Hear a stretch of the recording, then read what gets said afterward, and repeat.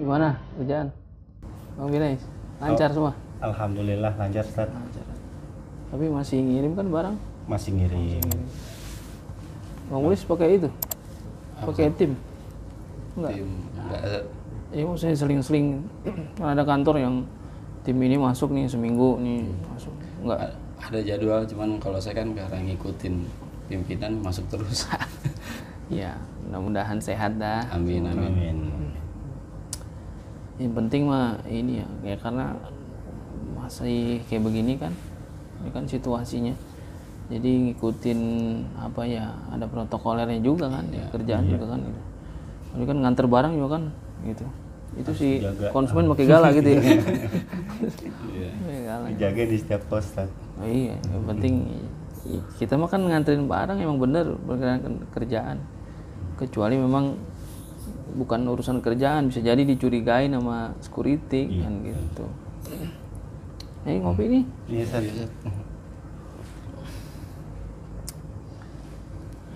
Saya mah emang belum mulai kegiatan. Masih dari rumah, masih online aja gitu kegiatan di kampus. Makanya ya ikutin aja lah, santai. Iya. Ustaz, ini kan mau menjelang Idul Adha, Ustaz. Nah, ini masalah kurban. Nah, itu ada yang sistem kolekan itu gimana, Ustaz? Kolekan gimana maksudnya? Misalnya saya punya duit dana buat kambing nih, tapi ada yang ngajakin saya pengen lebih besar tuh, pengennya sapi tuh gimana? Gitu. Lebih utama yang mana, Ustaz? Ya, duit cukup nih buat beli kambing. Ya, iya betul. Cuman di sono ngajak kolekan. Iya. Terus kurbannya pakai sapi kan gitu. Gimana? Lebih bagus yang mana? Dua-duanya bagus. Kan gitu. Dua-duanya ya kurban. Dua-duanya afdol. Nah gitu. Biasanya kalau yang ketika dia kolekan atau urunan gitu pakai sapi gitu. Ya karena bicaranya ingin yang menjadi mustahik biasanya lebih banyak gitu ya, mustahiknya banyak biar supaya kebagian semuanya gitu. Ya udah akhirnya digabung aja, dia beliin sapi sekalian gitu. Andai kata dia mau beliin kambing satu dan dia kurban, ya sama aja, nggak apa-apa, boleh aja, udah dua-duanya juga afdol. Nggak ada yang wah ini bagusan pakai sapi karena sapi lebih gede kan, yang nggak juga. Ya hitungan dia sapi gede juga bukan hitungan dia sendiri kan. Ya sapi kan untuk 7 orang juga begitu. Jadi mau kambing mau sapi sama aja boleh. Yang penting duitnya ada. Ya dia punya kemampuan kan gitu kan, salah satunya syaratnya orang ya untuk berkorban dia punya kemampuan gitu. Boleh aja, jadi mau kambing mau sapi silakan. Sama aja ya. Iya.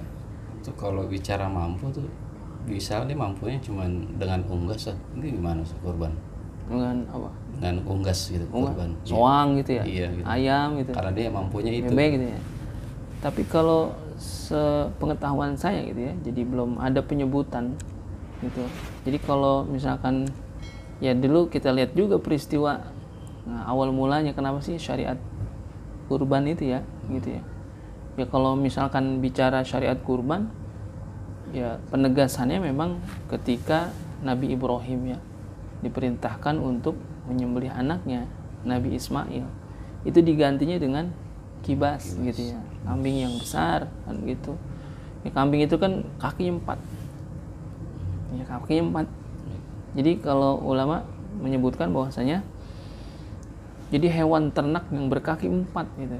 Jadi kalau unggas ya saya juga belum menemukan gitu ya. Jadi saya tanya ke guru-guru ya,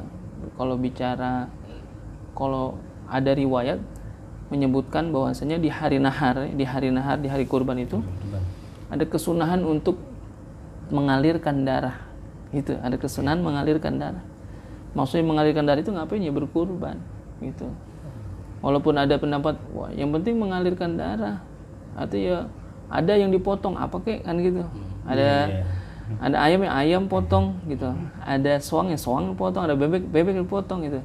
Tapi kategorinya apakah itu masuk ke dalam kurban kan gitu? Iya. Ya kalau bicara kesunahan mengalirkan darah ya dapat juga kali ini.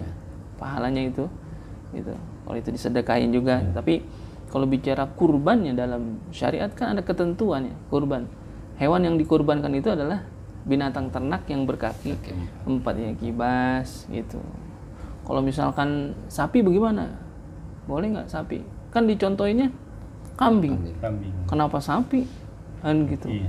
Atau kebo atau onta kan gitu. Kenapa itu? Ya, itu ya riwayatnya dari Jabir, ya, hadis riwayat Imam Muslim ketika pergi haji itu Rasulullah dalam perjalanan ya kagak nemuin kambing ya, tapi adanya unta ya, akhirnya untuk 7 orang atau sapi untuk 7 orang. Udah boleh, nggak apa-apa. Itu yang penting dia hewan ternak yang berkaki 4 gitu.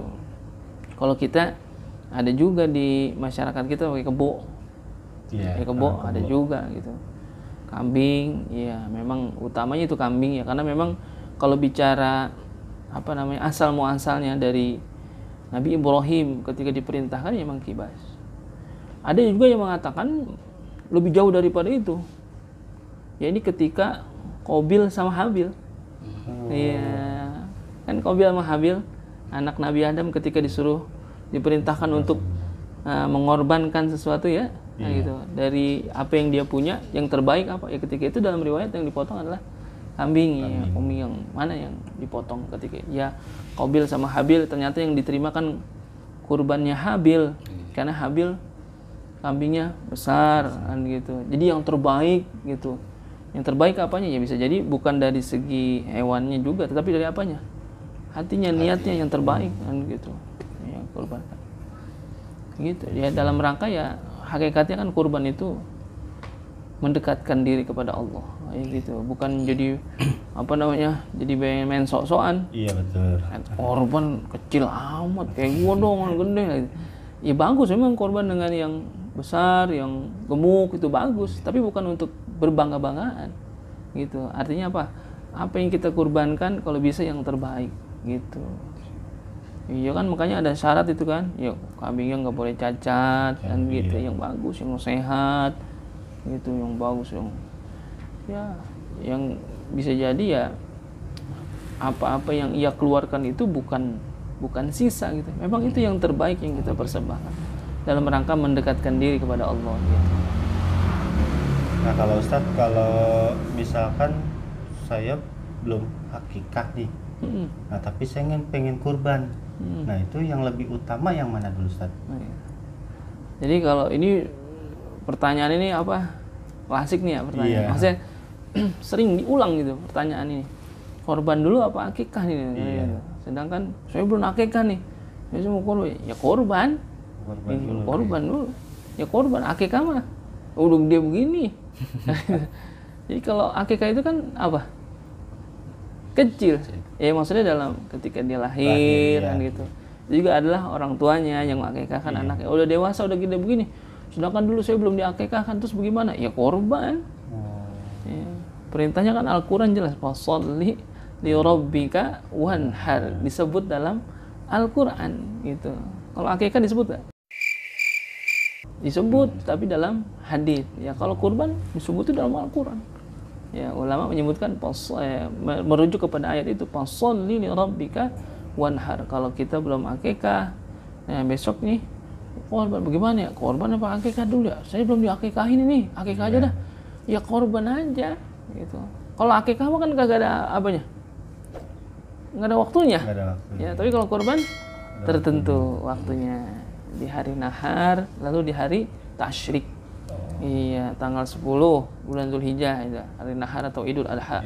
Lalu 11, 12, 13 tasyrik. Ya, itu. Jadi kalau misalkan ada kasihin dong. Kalau emang ada yang beliin bakal bakal korban besok kan gitu. Kalau ini biasa kan di kampung kita nih ya, masyarakat itu kan ada perkumpulan gitu, itu bikin arisan korban, gimana Arisan ya? Iya, arisan. Misal naruhnya berapa sekian gitu. Jadi pas ketemu ketemu Idul Adha gitu. Jadi misalkan disesuaikan gitu. Disesuaikan. Jadi misalkan harga kambing berapa 3 juta misalnya gitu, lalu yang ikut arisan berapa orang, patungannya berapa sebulan, nah ketemu hari H itu udah cukup 3 juta dibeliin kambing, nah terus dikocok siapa yang dapat dia korban, nah itu bakal korbannya bagaimana? Ya kagak bisa, namanya belum mampu itu namanya, kan begitu. Jadi maksain amat, nanti jangan. Ya, kalau ngorban jangan pakai arisan, gitu. Tabung aja ya, nabung. Ya iya beli nabung kan, gitu kan. Nabung. Kalau pada waktunya belum, nggak cukup, berarti belum mampu dia, kan gitu. Jadi kemampuannya bagaimana? Kemampuannya adalah apa yang dia makan, apa yang dia berikan kepada ahli keluarganya. Artinya nafkahnya sekarang udah cukup, lalu ada kelebihan hartanya yang bisa dibeliin hewan untuk berkurban. Nah itu namanya udah mampu dia.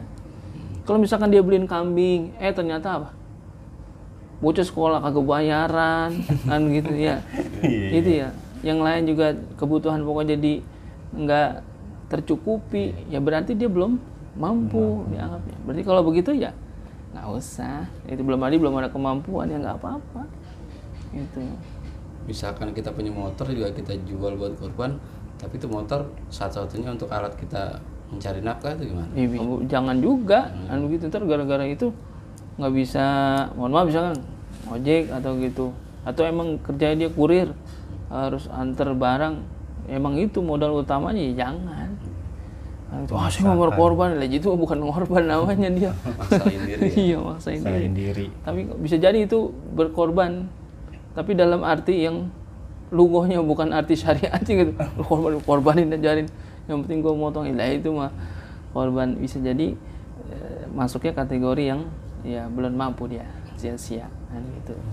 Ya memang banyak itu pertanyaan di di kalangan masyarakat kita ya, berkenaan dengan kurban gitu.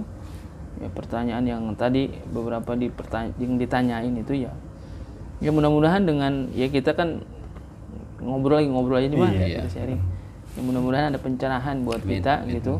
Ya saya juga secara pribadi ya masih terus ya tiap tahun memang berulang itu hari raya kurban, tapi kita mesti terus lagi ngapain?